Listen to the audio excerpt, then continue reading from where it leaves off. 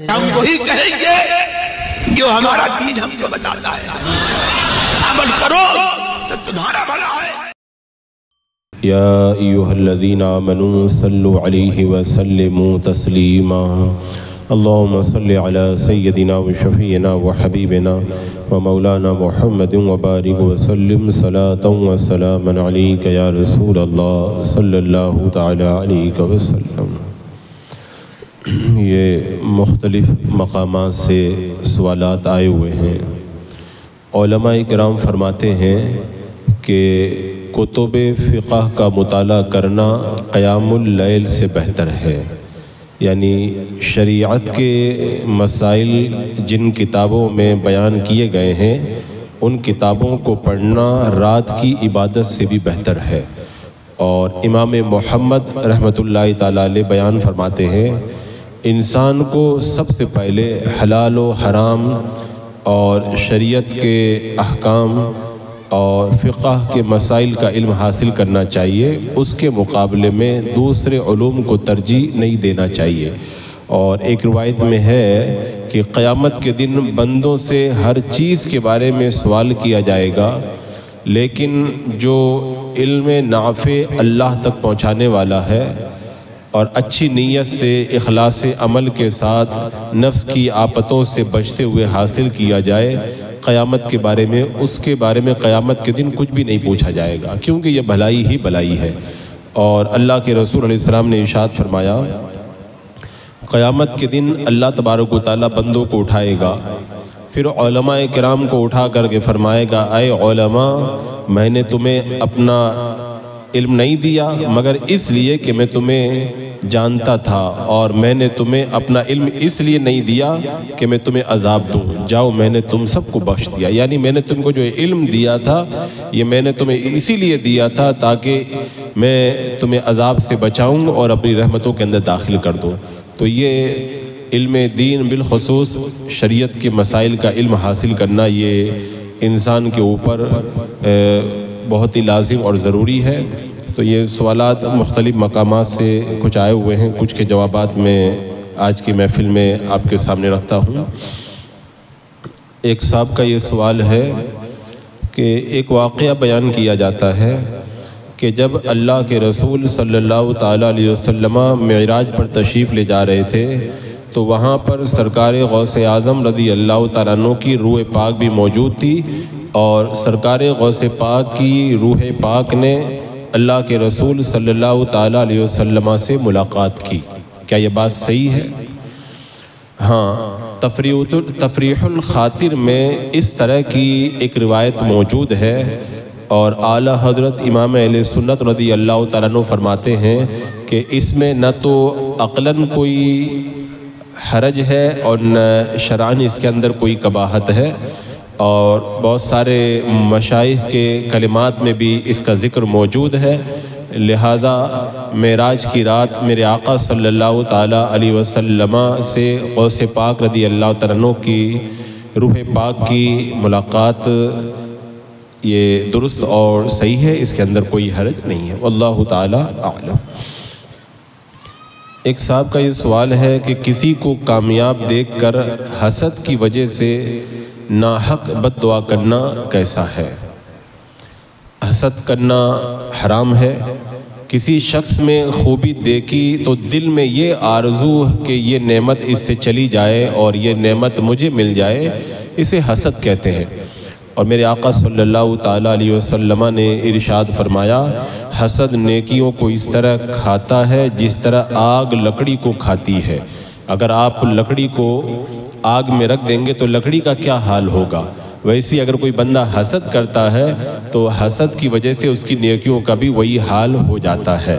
اور حدیث پاک میں ہے میرے آقا علیہ السلام نے بد دعا کرنے کی ممانعت فرمائی ہے، یعنی کسی مسلمان کے لیے ناحق بد دعا کرنا یہ جائز نہیں ہے۔ میرے آقا علیہ السلام نے ارشاد فرمایا تم نہ اپنے آپ کو بد دعا دو، نہ اپنی اولاد کو بد دعا دو، نہ اپنے مال کو بد دعا دو، کہیں ایسا نہ ہو کہ یہ قبولیت کی گھڑی ہو جس میں تمہاری دعا قبول ہو جائے۔ تو لہذا کسی کے لیے جائز نہیں ہے کہ کسی کی جائز کامیابی دیکھ کر وہ حسد کرے یا بد دعا دے۔ اگر کسی کی جائز کامیابی یا اس کی ترقی کو دیکھ کر کے کوئی حسد کرتا ہے یا اس کے لیے بد دعا کرتا ہے تو یہ ناجائز اور گناہ اور حرام ہے۔ ہاں اگر کوئی ظالم ہے اور مسلمانوں کو تکلیف پہنچائے تو اس کو بد دعا دینے میں کوئی حرج نہیں ہے، واللہ تعالی اعلم۔ یہ ایک صاحب پوچھ رہے ہیں کہ ایک کنویں میں بلی گر کر مر گئی اور اس میں گل گئی، اب اسے ڈیزل کی مدد سے نکالا جا رہا تھا لیکن نہیں نکال پائے، تو کیا اب ڈیزل اور نکالنے والا دونوں ناپاک ہو گئے؟ بلی اگر کنویں میں گر کر کے مر جائے اور گل سڑ جائے تو وہ کنواں ناپاک ہو جائے گا اور کنویں کا پورا پانی نکالا جائے گا، یعنی جو ناپاکی اس کنویں کے اندر گر گئی ہے اس ناپاکی کو نکالنے کے بعد میں کنویں کا پورا پانی نکالا جائے گا۔ اور پورا پانی نکالنا یہ کنویں کو پاک کر دے گا، لیکن کبھی کبھی ایسا ہوتا ہے کہ جو چیز اس کے اندر گری ہے، جیسے بلی گری اور گر کر کے اس قدر گڑ سل گئی کہ بالکل مٹی بن گئی، تو جب بالکل گڑ سل کر کے وہ مٹی ہو گئی ہے تو اب اس کو نہیں نکالا جا سکتا۔ اب اگر صرف پانی پورا نکال دیں گے تب بھی کنواں پاک ہو جائے گا۔ اور پانی اگر ناپاک تھا اندر والا، اس وقت جس چیز پر لگ گیا یا جس کے بدن کے جس حصے پر لگ گیا اس چیز اور بدن کے اس حصے کو بھی پاک کرنا ضروری ہے۔ اور پانی نکالنے کا مطلب یہی ہے کنویں سے کہ اتنا پانی نکالا جائے کہ آدھا ڈھول نہ بنے، تو اس طرح پانی نکالتے رہیں۔ جب اس طرح پورے کنویں کا پانی نکال دیں گے تو پھر کنواں پاک ہو جائے گا۔ تو اس کے بعد میں اگر اس کا پانی اگر کسی کو لگے گا پاک ہونے کے بعد میں تو اب وہ ناپاک نہیں ہوں گے، لیکن جب وہ ناپاک تھے اس وقت اگر وہ پانی کسی بدن پر یا کسی چیز پر لگ گیا تو ان کو بھی دھلنا ضروری ہے، پاک کرنا ضروری ہے، واللہ تعالی اعلم۔ ایک صاحب کا یہ سوال ہے کہ اللہ تبارک و تعالی حرکت سے پاک ہے، تو رات کے مختصر حصے میں نچلے آسمان پر آتا ہے، اس کا کیا مطلب ہے؟ غالباً پوچھنے والے کا مقصد یہی ہے کہ حدیث پاک میں جو یہ فرمایا گیا کہ رات کا جو آخر تہائی حصہ بچ جاتا ہے تو اس وقت اللہ تبارک و تعالی آسمان پر نزول فرماتا ہے، تو اس کا کیا مطلب ہے؟ دیکھو، اترنا یہ حادث کی صفت ہے اور اللہ تبارک و تعالیٰ اترنے چڑھنے سے پاک ہے، تو آنا جانا جس کی صفت ہوتی ہے وہ محدود ہوتا ہے اور اللہ تعالیٰ کسی حد میں نہیں ہے، وہ حد سے پاک ہے۔ تو یہاں پر یہ جو کہا گیا کہ اللہ تعالیٰ نزول فرماتا ہے، اس کا مطلب کیا ہے؟ تو اسلاف کرام کی ایک بڑی جماعت نے یہ کہا ہے ہمارا اس حدیث پر ایمان ہے، ہم اللہ تعالیٰ کو کسی مخلوق کے مشابہ نہیں مانتے، وہ کس کیفیت سے نازل ہوتا ہے اس کا علم اللہ ہی کو ہے۔ اور بعض علماء نے یہاں پہ تعویل کرتے ہوئے کہا کہ اللہ تعالیٰ نزول کرتا ہے، اس کا مطلب اللہ تعالیٰ کا حکم اترتا ہے، یا اس کا معنی یہ ہے کہ اللہ تعالیٰ کے فرشتے نازل ہوتے ہیں، اور یا پھر اس کا مطلب یہ ہے کہ اللہ تعالیٰ کی رحمت اترتی ہے۔ تو اترنے کا ذکر آپ کو بہت سی جگہوں میں ملے گا۔ اللہ تعالیٰ نے قرآن پاک میں فرمایا وَأَنزَلْنَا الْحَدِيدَ، ہم نے لوہے کو اتارا، تو لوہا آسمان سے تو نہیں اترا ہے، وہ تو زمین میں سے نکلتا ہے۔ اسی طرح اللہ تعالیٰ نے فرمایا وَأَنزَلَ لَكُم مِّنَ الْأَنْعَامِ ثَمَانِيَةَ أَزْوَاجٍ، یعنی مویشیوں میں سے 8 جوڑے اللہ تعالیٰ نے اتارے مطلب پیدا کیے۔ تو اتارنے کا لفظ جیسے جانور کے لیے بولا جاتا اللہ نے جانور کو اتارا، لوہے کو اتارا، تو وہاں پر حقیقی معنی نہیں مراد ہوتا ہے۔ تو اسی طرح جب اللہ تعالیٰ نے یہ فرمایا، حدیث پاک میں میرے آقا علیہ السلام نے فرمایا کہ اللہ تعالیٰ آسمان پر اترتا ہے، نزول فرماتا ہے، تو وہاں پر اترنے کا وہ معنی نہیں ہے جو اترنا اور چڑھنا ہوتا ہے، مراد ہے اللہ کی رحمت اترتی ہے یا اللہ کے فرشتے اترتے ہیں یا اللہ کا حکم اترتا ہے، واللہ تعالی اعلم۔ ایک صاحب یہ پوچھ رہے ہیں کہ اسکول میں کافروں سے چیزیں مطلب کتاب وغیرہ ادھار لینا کیسا ہے؟ ادھار لینا یہ معاملات میں سے ہے، اور کافروں کے ساتھ میں ایسے معاملات کرنا جس سے دین پر ضرر نہ ہو، کوئی نقصان نہ ہو، تو اس طرح کے معاملات کافر کے ساتھ میں جائز ہیں۔ لہذا اسکول میں اگر کافر سے کوئی چیز ادار لی جائے تو یہ ادار لینا جائز ہے، مگر کفار سے دوستانہ تعلقات اور دلی محبت رکھنا یہ حرام ہے۔ تو محبت اور دوستانہ تعلقات کے طور پر نہ ہو بلکہ اپنا کام نکالنے کے لیے اگر ان سے معاملہ کیا جائے، کچھ ان سے لیا دیا جائے تو یہ جائز ہے، اس میں کوئی حرج نہیں ہے، واللہ تعالی اعلم۔ یہ کسی نے سوال بھیجا ہے کہ جب ہم اجمیر شریف جاتے ہیں تو وہاں کے ہوٹل کے بارے میں یہ پتہ نہیں ہوتا ہے کہ یہ سنی صحیح العقیدہ کے ہوٹل ہیں یا نہیں ہیں، اور یہاں کا گوشت وغیرہ سنی کا ذبح کیا ہوا ہے کہ نہیں ہے، تو ایسے ہوٹل میں کھانا کیسا ہے؟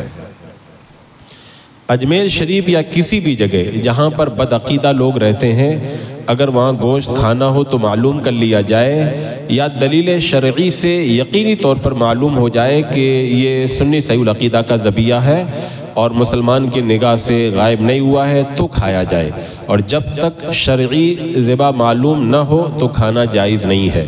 یعنی ذبح کرنے سے لے کر خریداری کے وقت تک وہ گوشت مسلمان کی نگرانی میں رہے، بیچ میں کسی وقت بھی مسلمان کی نظر سے غائب نہ ہو، اور اطمینان کافی ہو کہ مسلمان کا ذبیحہ ہے تو کھانا حلال ہے۔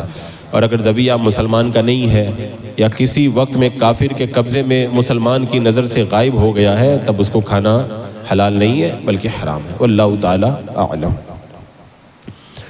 ایک صاحب پوچھ رہے ہیں کہ اگر ممانی کا انتقال ہو گیا تو کیا اس کی میت سے بھانجے کا پردہ ہوگا؟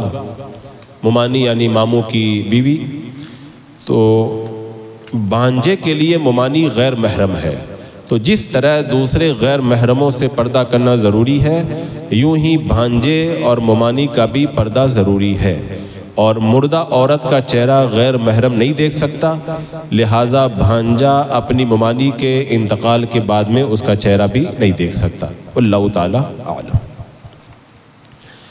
یہ ایک سوال ہے کہ حضور غوث پاک رضی اللہ تعالیٰ عنہ کے دھوبی کا واقعہ بڑا مشہور ہے، بڑے علماء بھی بیان کرتے ہیں، تو کیا یہ روایت صحیح ہے؟ یعنی غوث پاک رضی اللہ تعالیٰ عنہ کے مرید کا جب انتقال ہوا تو قبر میں اس کو رکھا گیا، منکر نکیر آئے، اس سے جو بھی سوال کرتے تھے ہر سوال کے جواب میں وہ غوث پاک کا نام لیتا تھا۔ تو اس طرح کا جو واقعہ تقریروں میں بیان کیا جاتا ہے، سائل پوچھ رہے ہیں کہ یہ واقعہ صحیح ہے؟ اگر کوئی اس طرح کا واقعہ بیان کرے تو بیان کرنے والے پر لازم ہے کسی معتبر کتاب سے حوالہ دے، ورنہ اس طرح کا واقعہ بیان نہ کرے، اور جس طرح سے یہ واقعہ بیان کیا جاتا ہے مبہم اور بغیر وضاحت کیے ہوئے، اس طریقے سے مبہم اور بغیر کسی وضاحت کے اس واقعے کو بیان نہیں کرنا چاہیے، اس سے عوام اوہام میں مبتلا ہوتے ہیں اور ان کے عقیدے کے اندر معاذ اللہ فساد پیدا ہو سکتا ہے۔ اگر کوئی اس طرح کا واقعہ اگر ثابت ہو تو اسے اس انداز کے اندر وضاحت کے ساتھ میں ابہام کو دور کر کے بیان کیا جائے کہ عوام کو کسی طرح کا وہم پیدا نہ ہو، اللہ تعالی اعلم۔ یہ ایک صاحب کا سوال آیا ہے کہ کسی پروڈکٹ یا سروس کی ایڈورٹائزمنٹ سے دیوالی آفر یا دیوالی ہالیڈے پیکیج لکھ کر کے بیچنا کیسا ہے؟ یعنی دیوالی وغیرہ کے موقع پر لکھ دیتے ہیں کہ یہ دیوالی کا آفر دیا جا رہا ہے، دیوالی کا پیکیج، تو اس طرح سامان پر لکھ کر کے بیچنا جائز ہے یا نہیں؟ غیر مسلموں کے مذہبی تہوار میں جس طرح شرکت ناجائز ہے، ایسے ہی اپنے کسی عمل سے ان کے ناجائز جو مذہبی تہوار ہیں ان کی تائید کرنا یا ان کی رونق بڑھانا یہ بھی ناجائز اور گناہ ہے۔ تو ان کے تہوار کے موقع پر یا ان کے تہوار کی نسبت سے مسلمان کا سامان میں ڈسکاؤنٹ کرنا، دیوالی آفر لکھنا یہ بھی ناجائز ہے، کیونکہ یہ بھی ایک طرح سے ان کے تہوار کی رونق بڑھانا ہے، ان کے تہوار کے اندر تعاون کرنا ہے۔ لہذا کافروں کے ایسے کفریہ تہوار جو مذہبی تہوار ہیں ان کے موقع پر مسلمان کو ان کے تہوار کی رونق بڑھانے کے لیے یا ان کے تہوار کا نام لے کر اس طرح پروڈکٹ پر نام نہیں لکھنا چاہیے، یہ جائز نہیں ہے، واللہ تعالی اعلم۔ ایک سوال آیا ہے کہ کیا کافر کی دکان سے پان کھا سکتے ہیں؟ میں نے ابھی بتایا کہ معاملات کافر کے ساتھ میں جائز ہیں، اور خرید و فروخت کرنا یہ بھی ایک طرح کا معاملہ ہے، لہذا کافر کی دکان سے پان خرید کر کے کھانا جائز ہے، اس میں کوئی حرج نہیں ہے، مگر بہتر یہ ہے کہ مسلمان کی دکان سے خریدا جائے تاکہ مسلمان بھائی کو اس کا نفع ہو۔ واللہ تعالی عالم۔ ایک سوال آیا ہے کہ میں ایک لڑکی جو عالمہ ہے اس سے محبت کرتا تھا، لڑکی کے گھر والے کسی طرح نہیں مان رہے تھے، تو ہم نے لڑکی کے گھر والوں کو بتائے بغیر گھر پر نکاح کر لیا۔ جب ان کو پتہ چلا تو انہوں نے مارنے کی دھمکی دی، زبردستی مجھ سے طلاق دلوا دیا، تو کیا وہ طلاق واقع ہو گئی؟ پہلی بات تو یہ ہے کہ اگر جو نکاح کیا ہے وہ شرعی طور پر نکاح کیا ہے، نکاح کی تمام شرطیں موجود تھی، تو اگر شرعی طور پر نکاح کیا تو نکاح منعقد ہو جائے گا۔ اب نکاح کے بعد میں ڈرا دھمکا کر طلاق دلوائی انہوں نے، اور اس نے ڈر کی وجہ سے طلاق دے دی، تو طلاق ہو جائے گی۔ اقرائے شرعی یعنی سخت مار یا کسی جسم کے حصے کو کاٹے جانے کا صحیح اندیشہ ہو، اس قدر اسے مجبور کیا گیا، اور اتنی مجبوری کے اندر اس نے اگر طلاق نامہ پر دستخط کر دیے مگر زبان سے طلاق نہیں دی، تب طلاق نہیں ہوگی۔ لیکن اگر زبان سے بھی طلاق دے دی، چاہے مجبوری کی وجہ سے دی، مار کے ڈر کی وجہ سے دی، کسی بھی وجہ سے دی، اگر زبان سے طلاق دے دی تو طلاق واقع ہو جائے گی۔ واللہ تعالی اعلم۔ ایک سوال آیا ہے کہ رافضی وہابی دیوبندیوں سے سلام کلام کرنے سے کیا ایمان جاتا رہتا ہے؟ وہابی رافضی وغیرہ اپنے عقائد کفریہ کی وجہ سے کافر و مرتد ہے، اور کافر و مرتد سے تعلقات رکھنا، انہیں سلام کرنا، ان کے سلام کا جواب دینا، یہ سب ناجائز و حرام ہے۔ میرے آقا صلی اللہ تعالیٰ علیہ وسلم نے ارشاد فرمایا، بد مذہب سے دور رہو، انہیں اپنے سے دور رکھو کہ کہیں وہ تمہیں گمراہ نہ کر دیں، جب تم ان سے ملو تو انہیں سلام نہ کرو۔ تو اگر کوئی ان کو سلام کرتا ہے مگر انہیں کافر جانتے ہوئے سلام کرے تو سلام کرنے کی وجہ سے کافر نہیں ہوگا۔ ہاں اگر انہیں مسلمان جانے یا مسلمان جان کر کے سلام کرے تو اب اس بنیاد پر وہ اسلام سے خارج ہو جائے گا اور وہ کافر ہو جائے گا، لیکن خالی اگر ان کو ایسے ہی سلام کر دے، مسلمان جان کے سلام نہ کرے، تب کافر نہیں ہوگا۔ واللہ تعالی اعلم۔ یہ کسی نے سوال بھیجا ہے کہ پیشاب کرتے وقت میں پاؤں پر چھینٹے پڑے اور ان کو پانی بہا کر صاف کر لیا تو کیا پھر عذاب قبر ہوگا؟ سائل کے پوچھنے کا مقصد یہ ہے کہ حدیث پاک میں جو فرمایا گیا کہ قبر کا عذاب عام طور پر پیشاب کے چھینٹوں سے نہ بچنے کی وجہ سے ہوتا ہے، لہذا تم پیشاب کے چھینٹوں سے بچو۔ تو سائل یہ پوچھ رہا ہے کہ جو پیشاب کے چھینٹے میرے پاؤں وغیرہ پہ لگ گئے، میں نے پاؤں کو دھل لیا، تو کیا قبر کے عذاب سے میں بچ پاؤں گا؟ تو یہ حدیث پاک میں جو فرمایا گیا کہ عذاب قبر عموماً پیشاب کے چھینٹوں سے نہ بچنے کی وجہ سے ہوتا ہے، اس کا مطلب یہ کہ پیشاب کے بعد کوئی اچھی طریقے سے پاکی حاصل نہ کرے تو عذاب قبر ہوتا ہے، یا پیشاب کرتے وقت میں چھینٹوں سے پرہیز نہ کرے، جان بوجھ کر کے وہ ایسی حرکت کرے کہ جس سے چھینٹے اس کو لگیں، جیسے کھڑا ہو کر کے بلا مجبوری کے پیشاب کرے، کپڑے اور جسم کو پیشاب سے نہ بچائے، تو اس طرح اگر کوئی کرتا ہے تو وہ عذاب قبر میں مبتلا ہوگا۔ لیکن اگر کوئی پیشاب کے چھینٹوں سے بچتا ہے، اتفاقاً پیشاب کے چھینٹے لگ گئے اور بعد میں اس نے دھو کر کے پاک کر لیا، تو وہ اس وعید میں داخل نہیں ہے، اللہ تعالیٰ اس کو عذاب قبر کے اندر اس وجہ سے مبتلا نہیں فرمائے گا۔ واللہ تعالیٰ اعلم۔ ایک سوال آیا ہے کہ اگر کوئی چیز 100 روپے کی ہے تو اسے 200 روپے میں بیچ کر کے ڈبل نفع حاصل کرنا جائز ہے یا نہیں، اور کتنے % نفع حاصل کرنا جائز ہے، کتنے % تک نفع حاصل کر سکتے ہیں؟ شریعت مطہرہ نے نفع کی کوئی حد نہیں مقرر کی ہے کہ اتنا نفع لے سکتے ہو، اتنا نہیں لے سکتے ہو، مگر بہتر یہ ہے کہ کوئی سامان بیچا جائے تو نفع اتنا ہی لیا جائے جتنا عام طور پر نفع لیا جاتا ہے، ورنہ اگر کوئی جھوٹ بھی نہ بولے، فریب بھی نہ کرے، اپنا سامان جتنے میں چاہے اتنے میں بیچ سکتا ہے. لیکن اگر کوئی زیادہ نفع لے رہا ہے جھوٹ بول کر یا دھوکہ دے کر تو یہ ناجائز ہو جائے گا. تو جھوٹ نہ ہو، دھوکہ نہ ہو، اور پھر اپنا سامان اگر 100 کا 200 میں بیچ دے تو اس کا سامان ہے وہ چاہے جتنے میں بیچ سکتا ہے. اس طرح سے نفع لینا جائز ہے. واللہ تعالی اعلم. ایک سوال آیا ہے کہ عوام میں یہ مشہور ہے کہ عورت کو عدت پوری ہونے کے بعد میں مسجد جانا چاہیے، یہ صحیح ہے یا غلط؟ پتہ نہیں یہ کس علاقے کا رواج ہے کہ عدت پوری کر کے عورت کو مسجد میں جانا چاہیے. حالانکہ حکم شرع یہی ہے کہ یہ اس طرح کا خیال درست نہیں ہے. یہ عوام کا اپنا بنایا ہوا خیال ہے، یہ ان کے اپنے رسم و رواج میں سے ہے. شریعت مطہرہ کا ایسا کوئی حکم نہیں ہے، اور بلا مجبوری کے عورت کو مسجد میں جانا بھی نہیں چاہیے. واللہ تعالی اعلم. ایک سوال آیا کہ زید کے والد اور بھائیوں کی داڑھی نہیں ہے اور وہ باقاعدہ نماز بھی نہیں پڑھتے، تو کیا ان کو سلام دعا کرنا، کھانا پینا ان سے لینا وغیرہ جائز ہے یا نہیں؟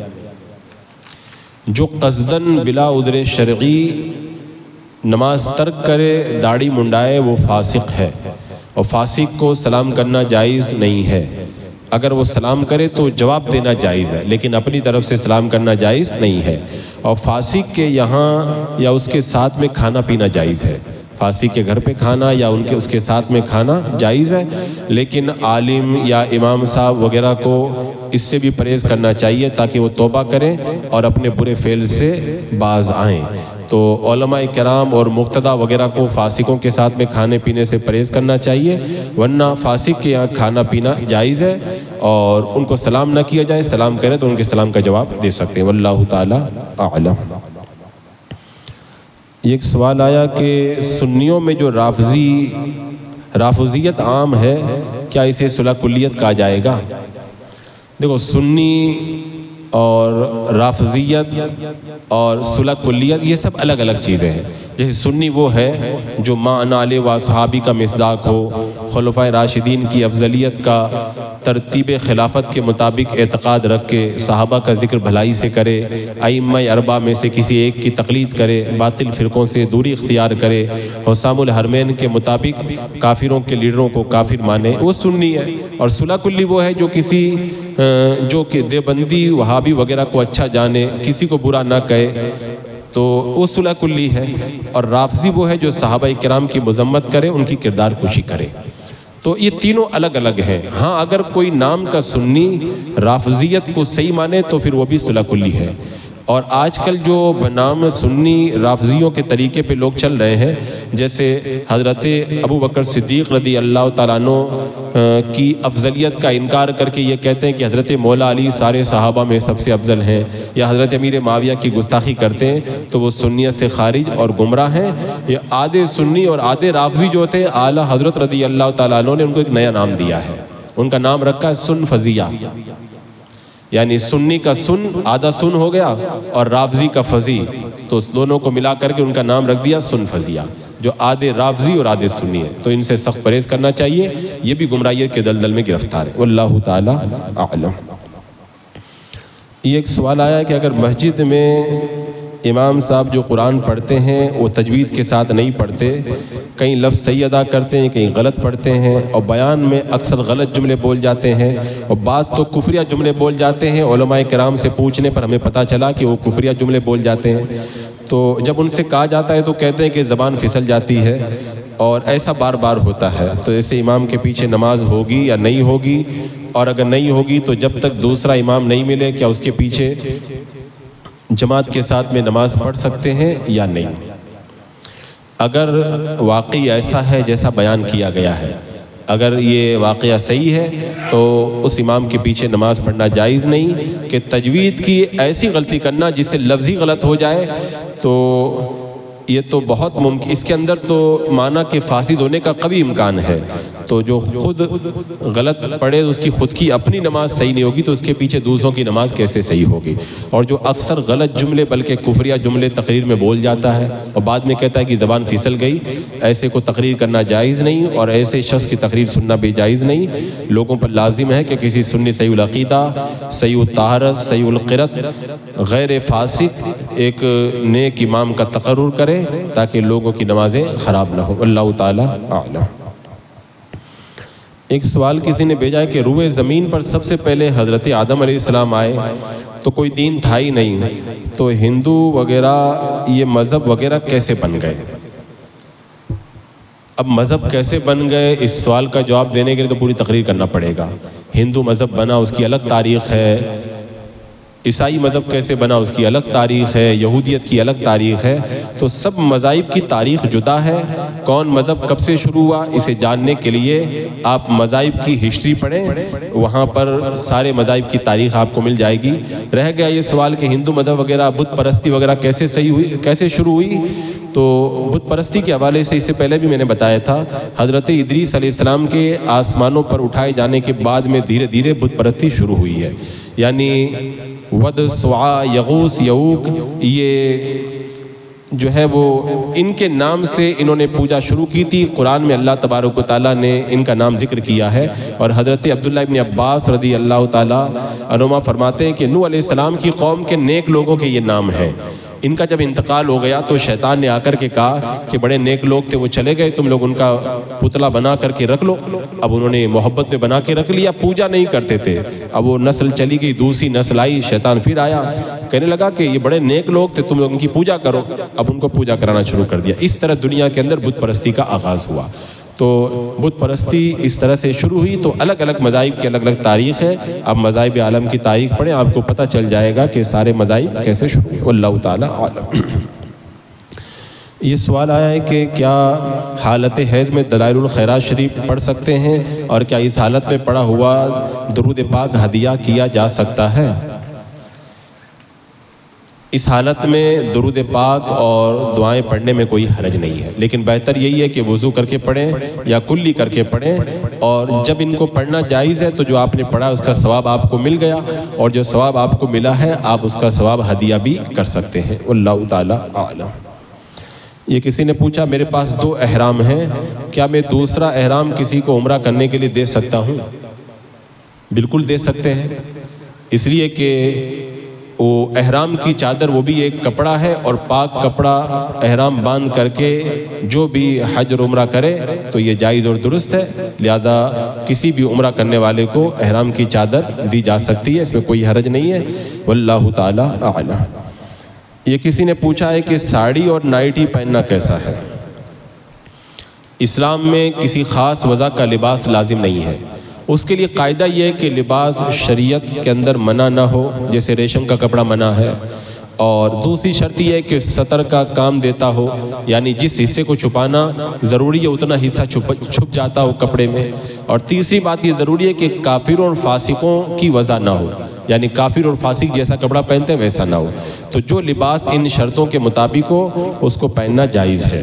اب رہ گیا سوال ساڑی کا، تو جن علاقوں میں مسلمان عورتیں ساڑی نہیں پہنتی، دوسری قوم کی عورتیں ساڑی پہنتی ہیں، وہاں مسلمان عورت کے لیے ساڑی نہیں پہننا چاہیے، اور جن علاقوں میں مسلمان عورتیں بھی ساڑی پہنتی ہیں، ساڑی پہننے کی وجہ سے کوئی ان کو غیر مسلم نہیں سمجھتا، تو وہاں پر مسلمان عورت کو ساڑی اس طرح پہننا جائز ہے کہ بے پردگی نہ ہو، تو اس طرح سے وہ وہاں پر ساڑی پہن سکتی ہے، لیکن اگر بے پردگی ہو تب تو پھر کہیں پر بھی ساڑی پہننا جائز نہیں ہے۔ اور نائٹی بھی اگر سطر کا کام دے، بدن پر اس طرح چپکی ہوئی نہ ہو کہ اس سے جسم کے اعضاء بالکل نمایاں ہو، غبار ظاہر ہو، اگر اس طرح کہ اگر نائٹی نہ ہو بلکہ سطر کا پورے طور پر کام دے تو ایسی نائٹی پہننا بھی جائز ہے۔ واللہ تعالی اعلم۔ ایک سوال کسی نے بھیجا ہے کہ سخت گرمی میں اپنے گھر میں اکیلی عورت تھوڑی دیر کے لیے دوپٹہ اتار سکتی ہے؟ عورت گھر میں اکیلی ہے یا شوہر ہے یا ماں باپ کے سامنے ہو تو دوپٹہ اتار سکتی ہے، لیکن اگر گھر میں کوئی دوسرا قریبی رشتہ دار موجود ہے، قرابت دار موجود ہے شوہر ماں باپ کے علاوہ، تو سر ڈھکا رکھنا ضروری ہے، دوپٹہ اتارنا جائز نہیں ہے۔ واللہ تعالی اعلم۔ یہ کسی نے پوچھا کہ کیا گھر کے اندر ٹھنڈ کی وجہ سے چپل پہننا جائز ہے؟ اب میں نہیں سمجھ پایا کہ اس سوال کا کیا مطلب ہے۔ بہرحال چپل گھر کے اندر بھی پہن سکتے ہیں، چاہے ٹھنڈی ہو یا گرمی ہو، اس کے اندر کوئی حرج نہیں ہے۔ اگر سائل کا مقصد یہاں پر سوال سے کچھ اور ہے تو اس کو واضح کریں تو انشاءاللہ اس کا مطلب بتایا جائے گا۔ یہ ایک سوال کسی نے کیا ہے کہ غسل کرتے وقت میں شرمگاہ سے اگر کچھ منی نکلی تو کیا غسل ہو جائے گا یا پھر سے کرنا پڑے گا؟ منی کا اپنی جگہ سے شہوت کے ساتھ جدا ہو کر عضو سے نکلنا یہ غسل فرض ہونے کا سبب ہے۔ اگر شہوت کے ساتھ میں شرمگاہ سے منی نکلی ہے تو غسل فرض ہو جاتا ہے۔ تو اگر کچھ انزال ہوا اور انزال کے بعد میں پیشاب کرنے یا سونے یا 40 قدم چلنے سے پہلے ہی کسی نے غسل کر لیا، اب غسل کے بعد میں جو منی اندر رہ گئی تھی وہ پھر نکلی تو اب دوبارہ پھر سے غسل کرنا پڑے گا، کیونکہ یہ جو منی غسل کے بعد نکلی ہے یہ اسی منی کا حصہ ہے جو شہوت کے ساتھ میں اپنی جگہ سے جدا ہوئی تھی، اور شہوت کے ساتھ جو منی اپنی جگہ سے جدا ہو جب وہ نکلے تو غسل فرض ہو جاتا ہے۔ لیکن اگر کوئی 40 قدم چل لے یا پیشاب کر لے یا سو گیا، اس کے بعد میں اٹھ کر کے غسل کیا، اب غسل کے بعد میں منی نکلی بغیر شہوت کے، تو اب غسل کرنا دوبارہ ضروری نہیں ہوگا، کیونکہ اب جو منی نکلی ہے یہ پہلے جو نکلی تھی اس کا بقیہ نہیں، یہ الگ سے یہ منی ہے اور یہ بغیر شہوت کے نکلی ہے، لہٰذا اب غسل واجب نہیں ہوگا، کیونکہ 40 قدم وہ چل چکا تھا یا پیشاب کر چکا تھا یا سو چکا تھا، تو اب جو منی نکل رہی ہے یہ الگ ہے، پہلے والی نہیں ہے، لہٰذا اب دوبارہ اس کے اوپر غسل واجب نہیں ہوگا۔ واللہ تعالی اعلم۔ یہ ایک سوال کسی نے کیا ہے کہ شراب پینے والے کے گھر کا کھانا پینا کیسا ہے اور اس کے گھر کی لڑکی لینا کیسا ہے؟ شرابی کے ساتھ اٹھنا بیٹھنا کھانا پینا اس میں برے اثرات قبول کرنے کا پورا ڈر ہے، اور ساتھ ہی ساتھ یہ بدنامی کا سبب بھی ہوتا ہے، لہذا شرابیوں سے بچا جائے۔ اگر یہ توقع ہے کہ اس کی اصلاح ہوگی، جاؤں گا سمجھاؤں گا، کھانا کھانے جاؤں گا اس کو سمجھاؤں گا تو وہ شراب چھوڑ دے گا، تو اس کے گھر پہ کھانے کے لیے جا سکتے ہیں۔ اور شرابی جب تک توبہ نہ کرے، اس برے فعل سے باز نہ آئے، اس کے گھر کھانا پینا نہیں چاہیے، اور عالم اور امام کو تو بلا ضرورت اس کے یہاں کھانے پینے سے پرہیز کرنا چاہیے، کیونکہ تاکہ اس کے دل کے اندر توبہ کا خیال پیدا ہو اور وہ اس برے فعل کو ترک کر دے۔ ہاں، یہ لوگ اس صورت میں اس کے گھر جا سکتے ہیں کھانے کے لیے کہ تاکہ اس کو سمجھانے سے اس کے سدھرنے کا امکان ہے، وہ شراب چھوڑ کر کے نیک بن جائے گا، اور اگر اس طرح کا امکان نہیں ہے تو اس کے یہاں جانے سے پرہیز کیا جائے، اور اس کی لڑکی لینا بھی جائز ہے جبکہ کوئی اور قباحت نہ ہو۔ واللہ تعالی عالم۔ یہ کسی نے سوال بھیجا ہے کہ نکاح سے منع کرنے والے کا کیا حکم ہے؟ غالباً یہ پوچھ رہے ہیں کہ کوئی نکاح نہیں کر رہا ہے تو کیا اس پر کوئی گناہ ہے؟ تو اس کے بارے میں نے اس سے پہلے بھی بتایا تھا کہ جب شہوت کا غلبہ بہت زیادہ غلبہ نہیں ہے، جب شہوت کا بہت زیادہ غلبہ ہے اس کے اوپر، نہ وہ نامرد ہے اور عورت کو نان و نفقہ بھی دے سکتا ہے، تو پھر نکاح کرنا سنت مؤکدہ ہے۔ جو نکاح نہیں کرنے پر اڑا رہے گا وہ گنہگار ہے، کیونکہ نان و نفقہ بھی دے سکتا ہے اور طاقت اور قوت بھی رکھتا ہے حق ادا کرنے کی، اور مرد ہے تو پھر اس کو نکاح کرنا چاہیے۔ اور اگر شہوت کا غلبہ ہے، اتنا غلبہ ہے کہ نکاح نہیں کرے گا تو معاذ اللہ زنا ہو جائے گا، اور نان و نفقہ بھی دے سکتا ہے، تب تو اس کے لیے نکاح کرنا واجب ہو جائے گا۔ اور اگر یہ یقین ہو کہ نکاح نہیں کرے گا تو زنا کر بیٹھے گا، تب نکاح کرنا فرض ہے۔ اور اگر یہ اندیشہ ہو کہ نکاح کرے گا تو نان و نفقہ بیوی کو نہیں دے پائے گا، تب نکاح کرنا مکروہ ہے، یعنی حق نہیں ادا کر پائے گا یا نان و نفقہ نہیں دے پائے گا تو نکاح کرنا مکروہ ہے۔ اور اگر ان باتوں کا یقین ہے کہ میں نے اگر نکاح کیا تو بیوی کا حق نہیں ادا کر پاؤں گا، نان و نفقہ نہیں دے پاؤں گا، تب نکاح کرنا یہ حرام ہے۔ اور ویسے عام حالات میں تو میرے آقا صلی اللہ علیہ وسلم نے ارشاد فرمایا النکاح من سنتی فمن رغب عن سنتی فلیس منی، نکاح میری سنت ہے اور جس نے میری سنت سے منہ موڑا وہ میرے راستے پر نہیں ہے۔ تو لہٰذا بلا کسی عذر کے سنت کو ترک کرنا گناہ ہے۔ جب مالی طور پر پیسہ بھی ہے اس کے پاس، حق بھی ادا کر سکتا ہے، پھر بھی اگر کوئی نکاح کرنے سے منع کرے تو گنہگار ہے، اس کو اپنی ضد سے باز آنا چاہیے اور نکاح کر لینا چاہیے۔ واللہ تعالی اعلم۔ بسم اللہ الرحمن الرحیم اللہم صلی علی سیدنا مولانا محمد وبارک وسلم صلاۃ و سلام علیک یا رسول اللہ۔ یا اللہ یا رحمان یا رحیم، اپنے محبوبین کے صدقے میں اعمال صالحہ کی توفیق عطا فرما، شریعت مطہرہ کا علم سیکھنے، اس پر عمل کرنے اور عام کرنے کی توفیق عطا فرما، ایمانی پہ زندگی، ایمانی پر موت نصیب فرما۔